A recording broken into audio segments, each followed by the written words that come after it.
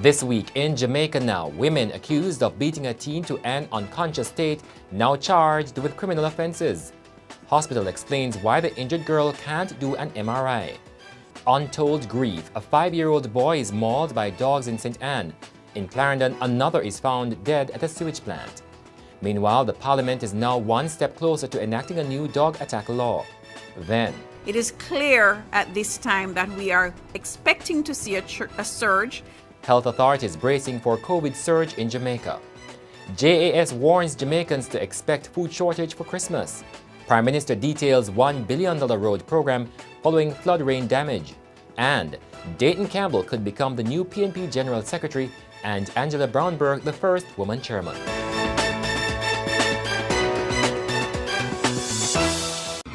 I'm Damian Mitchell, and this is Jamaica Now. We begin with news that 5 women charged in connection to the gruesome beating of a 17-year-old St. Andrew girl are to appear in court on December 2. They remain in jail pending the outcome of their court appearance. Timone Williams, Chrisanne Lewis, Shakima McLeod, Nadine Aldridge, and Yolande Vassell have each been charged with wounding with intent and unlawful wounding. The teen, Kaylin Dowdy, was attacked and beaten to an unconscious state by a group of women on Saturday, November 7 at an illegal party in Barbican, St. Andrew. It happened after one of the women became angered by the way in which the teen reportedly looked at her. Dowdy, a past student of the Pepin High School in St. Andrew, remains in hospital on a life support machine. Meanwhile, the University Hospital of the West Indies has rejected reports that the child is on a 1-month waiting list for an MRI. The hospital says already she has had 2 CT scans. However, she is not able to be off ventilatory support for more than 30 minutes required for the MRI. The St. Anne boy, who was last week mauled by dogs in St. Deca, has been flown to the United States for treatment. He left the island in the company of his mother on Friday. I feel very excited and thankful, and I'm grateful for the help, and I hope it works. The incident had ignited emotions across Jamaica. Since then, some of the dogs linked to the attack have been captured and put to death. And the government is now one step closer to enacting a new dog attack law. It will provide for the criminal prosecution of negligent dog owners. On conviction, they will be fined between $500,000 and $3 million.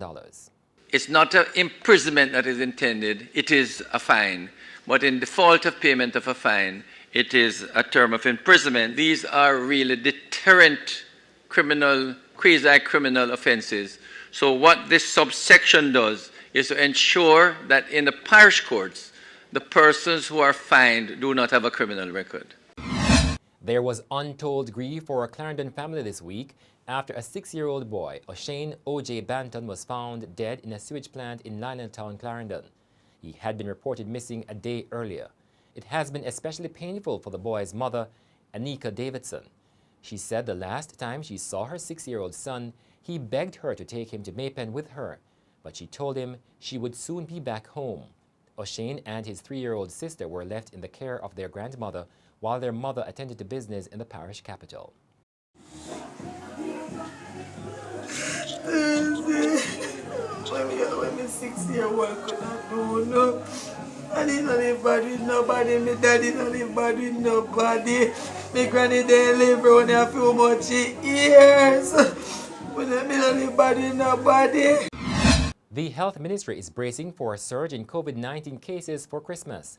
At the same time, health authorities are pleading for people to take all the precautions for COVID to reduce the possibility of hospitalizations, since bed spaces are usually scarce in the Christmas period when there are often more injuries from traffic crashes and cases of non-communicable diseases requiring in-facility treatment. During a COVID press conference on Thursday, Chief Medical Officer Dr. Jacqueline Bisesa McKenzie said come January the situation will be worse if Thanksgiving activity increases, pushing up the positivity rate. Every Jamaican has to be a policeman. Every Jamaican has to watch themselves and to watch the persons around them to ensure that they adhere to the measures. Every person has to be responsible for the other, because what we are facing and the reality of it is that the second and third surges in other countries have been way above their previous surges. As at Friday, Jamaica had 10,151 positive COVID cases, with 4,343 active. There have been 235 deaths. The Jamaica Agricultural Society, the JAS, is warning that there will be a shortage of some food in Jamaica this Christmas. It is the result of widespread damage to crops and livestock during the recent heavy rains associated with tropical storms Zeta and Eta. An island-wide survey by the JAS to determine the extent of the damage to crops and livestock is ongoing. However, the JAS is projecting a gloomy outlook for almost every crop. Sorrel, the traditional Yuletide drink, is among those that will likely be in short supply.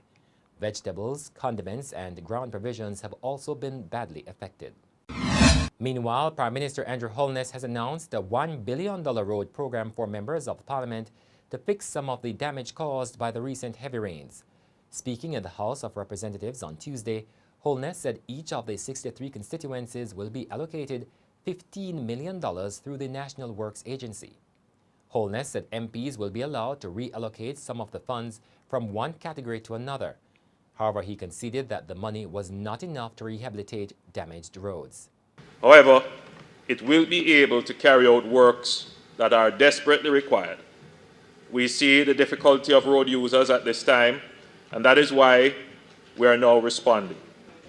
Prime Minister, I'm hoping that in the future, especially when we have periods like this, where we have a lot of rain, and the bushes that we are experiencing, as all the mongoose left to take away the people out of the road. Right now, this in itself is not adequate enough to help some of the rural constituencies to do any meaningful bushing at this time of the year after the rains that we have seen. People's National Party President Mark Golding has backed former St. Ann Northwestern Member of Parliament Dr. Dayton Campbell to become the next General Secretary. He's also supporting the bid of Dr. Angela Brown Burke, the St. Andrew Southwestern MP, to become the first woman chairperson of the 82-year-old party. But the defeated St. Catherine East Central candidate, Raymond Price, has publicly said he is interested in becoming General Secretary. Philip Paulwell, the Member of Parliament for Kingston Eastern and Port Royal, has said he wants to become the party chairman. The election is set for Sunday, November 29, when the PNP holds its first National Executive Council meeting since Golding was elected president, succeeding Dr. Peter Phillips. Following the bruising September 3 general election defeat to the Jamaica Labour Party, the JLP, incumbent Chairman Fitz Jackson and PNP General Secretary Julian Robinson indicated that they would be demitting office. And that's it for this edition of Jamaica Now, your weekly review of the big news stories. Send us your comments at onlinefeedback@gleanerjm.com. You may follow us on Twitter and Instagram at Jamaica Gleaner and on Facebook at Gleaner Jamaica. Like this video on our YouTube page, turn on your notifications and subscribe today. I'm Damian Mitchell, and before we go, street-side quick service providers in downtown Kingston weigh in on the possibility of extended curfews for the Christmas period. I just, the safety more concern of, the safety, because the safety, kind of makes sense we have money and we did left it, and so, Yeah. So, what if we just do whatever him see is best at the time of Christmas, because COVID really out there and keep heavy, So we can tell the big man, say, Dada, this is what Mr. Bones, I would love the consider about the people on the side of ourselves. Not church was extending now, cause a lot of controversy in the Christmas, but we used to be long Christmas. All different nation we sit down and wait for our fireworks. And you want to take for Christmas history? As you're born, even when you understand your mother ever carry go down all fireworks. Your mother take a look at picture, them take for park. That's the first thing you shouldn't take away. Park shouldn't lock. And you take for park and you come now and come take for fireworks history. But everybody wait for one time for the year. For buy one evil, one fridge, one microwave. One look a good suit of clothes that them never usually buy for them picnic. One look a mat. One look a $200 curtain. Come catch a Correre and fix up them house. And you want to take for history?